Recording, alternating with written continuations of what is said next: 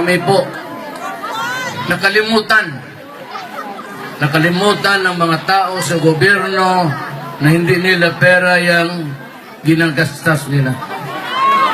Nakalimutan nila na para sa tao yan at pinagagastos para sa sarili nila. Nakalimutan nila i-control ang krimen, pati droga. At sa likod natin, itong tinitindigan natin dyan, maraming karnapper, pati yung nagkababili ng nakaw na kotse. Dito sa likod natin. Itong pinatayuan natin. Adre,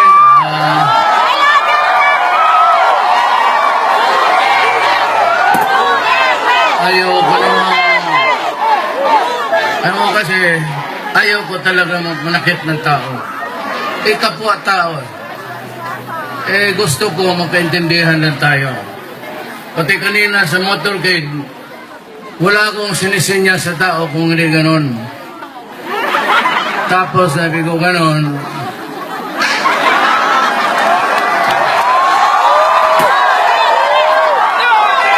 Kasi yung mga posters sa Malabon at nabutas, sinabi, Mayor, maawa ka. Patayin mo na ang mga durugis.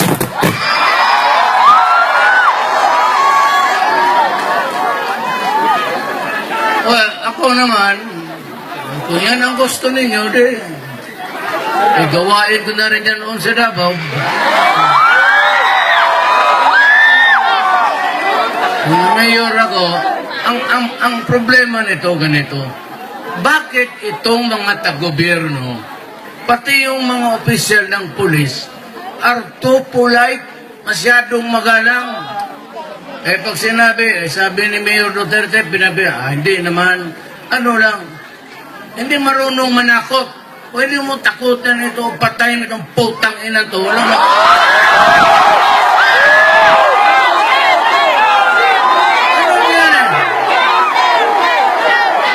Ngayon, nag-warning ako.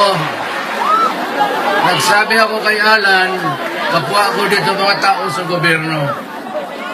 Kung ako'y ihalal ng tao at pinayagan ako ng Diyos, ipagpala ako, makaabot ako dyan sa Pasig, may trabaho ako na mabigat.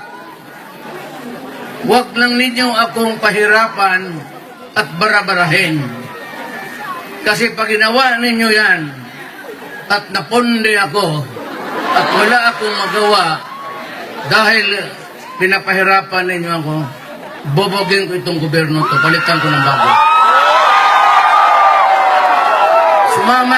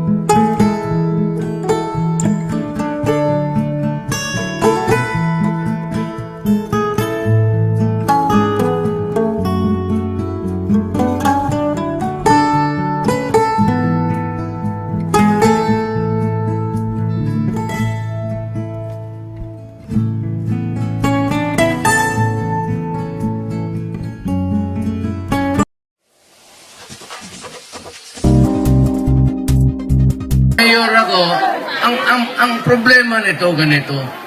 Bakit itong mga taga-gobyerno, pati yung mga opisyal ng pulis, are too polite, masyadong magalang?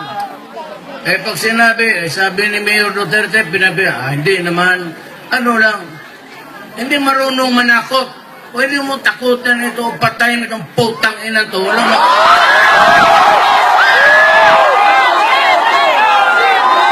yan eh? Kaya nag-warning ako. Nagsabi ako kay Alan, kapwa ako dito mga tao sa gobyerno. Kung ako'y ihalal ng tao at pinayagan ako ng Diyos, ipagpala ako, makaabot ako dyan sa Pasig, may trabaho ako na mabigat. Huwag lang ninyo akong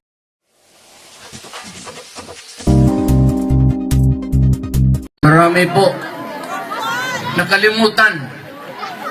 nakalimutan ng mga tao sa gobyerno na hindi nila pera yung ginagastos nila.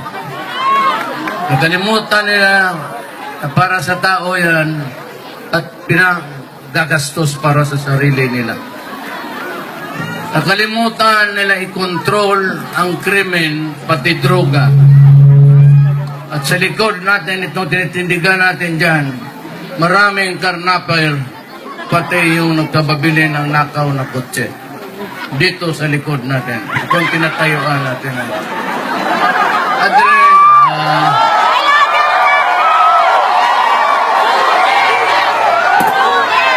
ayoko naman. Ano kasi...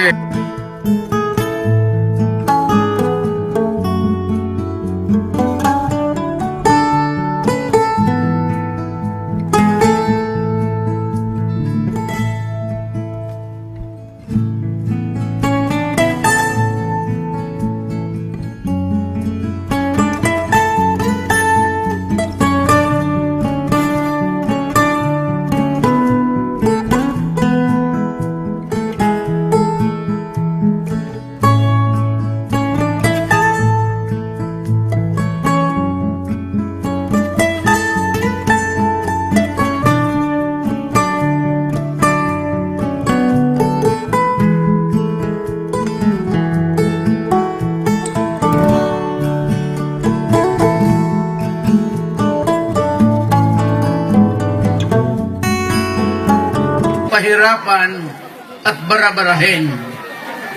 Kasi pag ginawa ninyo yan at naponde ako at wala akong magawa dahil pinapahirapan ninyo ako, bobogin ko itong gobyerno to, palitan ko ng bago. Sumama.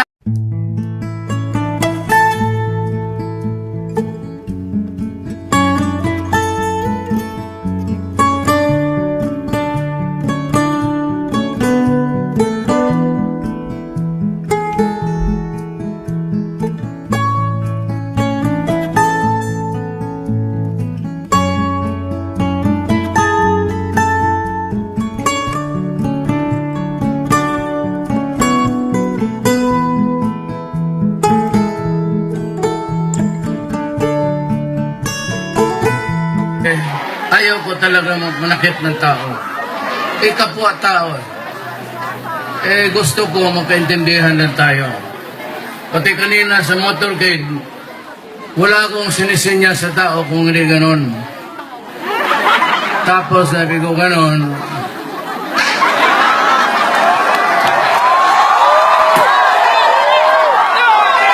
Kasi yung mga posters sa Malabon at Nabotas, sinabi, Mayor, maawa ka, patayin mo na ang mga durugis.